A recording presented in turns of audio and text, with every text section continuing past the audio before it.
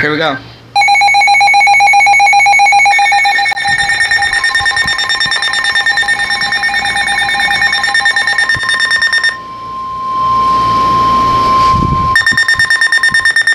Weather Service in League City has issued a flash flood warning for central Galveston County in southeastern Texas until 3 p.m. Central Daylight Time.